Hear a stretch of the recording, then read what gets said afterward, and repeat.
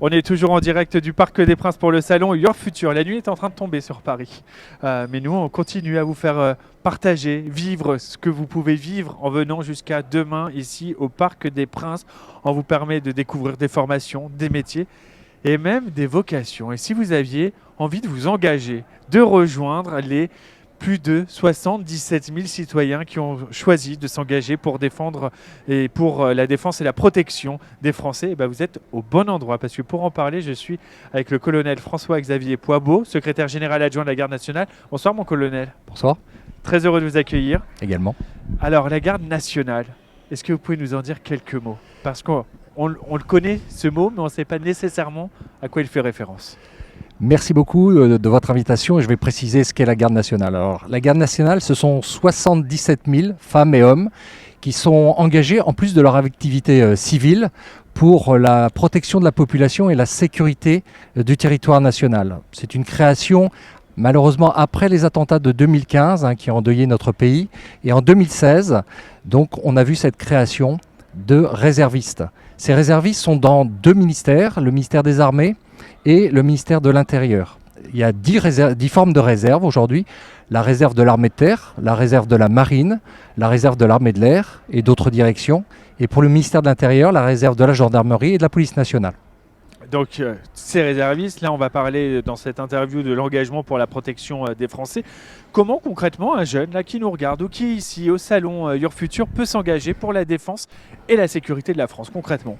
Alors concrètement, pour un jeune, aujourd'hui c'est assez simple. Il va faire un choix, il va décider en fonction de là où il est, je veux rentrer dans la réserve. Et là, il y a toujours 3 étapes. D'abord, c'est bien s'informer autour de lui. Après, se former, et ça, on va s'en charger. Et puis après, il va être missionné. Alors, pour être très concret, aujourd'hui, on a vu des réservistes être très engagés. Jusqu'à 7000 réservistes par jour sont engagés parmi les 77 000. Et ça, on le sait peu. Ils sont insérés au sein des forces en activité, au sein des autres forces. Et vous avez aujourd'hui, par exemple, des activités qui nous ont montré leur engagement. Ça a été pendant des crises, des catastrophes naturelles. Ça a été également pendant la protection des lieux sensibles. Et puis récemment, pendant la crise Covid, où des réservistes étaient, avec leurs camarades d'activité, en activité, présents. Donc la réserve, c'est vraiment pour tous. C'est pour tous. Juste pour être concret, quand on entend réserviste, ça ne veut pas dire on n'est pas dans un engagement directement sur le terrain. Ça veut dire que derrière, on va être sollicité selon les besoins ou je me Alors, trompe? vous vous trompez un tout petit peu. D'abord, le réserviste, il va faire la même chose que ses camarades d'active. Donc demain, on va avoir un besoin. Il y a les Jeux Olympiques de Paris et il sera avec ses camarades au service, il sera missionné de la même façon, il sera formé de la même façon. Et le doublement des réserves aujourd'hui va arriver. Donc il y a vraiment un objectif très, très, très sensible pour nous. Quelles sont les unités ou les organismes qui accueillent des réservistes? Alors, toutes les composantes que j'ai citées, toutes les différentes armées accueillent aujourd'hui des réserves. Et donc aujourd'hui, c'est vraiment valable pour tout le monde. Comment on peut candidater? Alors, les critères pour candidater, c'est d'abord être volontaire, être français. La deuxième chose, c'est à partir de 17 ans. Il faut être apte médicalement, il faut être sans condamnation et puis être à jour de sa journée défense citoyenneté. Et là, on peut, qu'on soit salarié ou non, étudiant, venir nous rejoindre et on a besoin d'eux. Et est-ce qu'on va pouvoir choisir quelle armée on va servir? Tout à fait. Donc en fonction de ses talents, en fonction des compétences, par exemple logisticien, sanitaire, travaux publics, cyber, il viendra nous rejoindre. Et c'est une gestion par les compétences que nous menons aujourd'hui pour que ces réservistes se sentent bien chez nous. Et donc, c'est vraiment cette idée-là. Mais il pourra aussi partir à l'étranger sur des opérations extérieures. J'ai eu la chance d'avoir un réserviste l'année dernière dans une opération et c'était très agréable. Très agréable. Ici, on est dans un salon d'orientation. Il y a beaucoup de jeunes qui viennent pour trouver une école, pour choisir leur formation. Est-ce qu'on peut être réserviste et en même temps étudiant? Tout à fait. C'est tout à fait possible aujourd'hui de faire ces deux activités.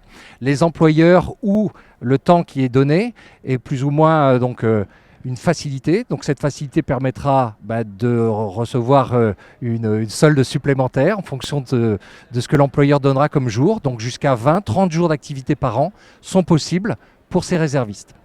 Et donc il y a évidemment une solde, une rémunération, autrement dit, Qui vient en plus du salaire la plupart du temps.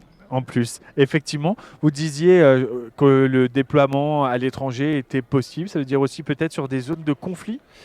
Alors, en fonction de la formation et en fonction de ses choix, et en fonction de ses compétences, hein, je reviens là-dessus, il peut être amené dans certaines armées à rejoindre des zones plus sensibles. Des zones plus sensibles. Ça veut dire aussi peut-être un port d'armes? Alors pour le port d'armes, ça fait partie aussi de notre métier. Il sera bien sûr formé pour l'arme qu'on lui donnera et bien sûr apte à la servir. Et apte à la servir. Si j'ai envie de devenir réserviste, parce que ça donne envie, parce qu'on a envie d'être utile, parce qu'on a envie de servir son pays, comment c'est possible?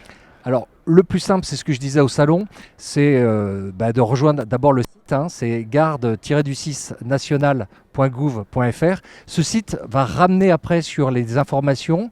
Et puis il y a une autre solution, c'est de nous rejoindre au premier étage où on continue. On a beaucoup de visites sur notre stand et on est ravis. Si derrière, on a envie de s'engager plus professionnellement dans l'armée, il y a des passerelles qui existent? Exactement. Donc on a pas mal aujourd'hui de personnes qui n'ont pas forcément une connaissance du monde militaire et qui viennent grâce à la réserve voir si c'est pas finalement leur vocation. Et certains nous rejoignent et on a la chance d'avoir des gens en activité qui sont des anciens réservistes.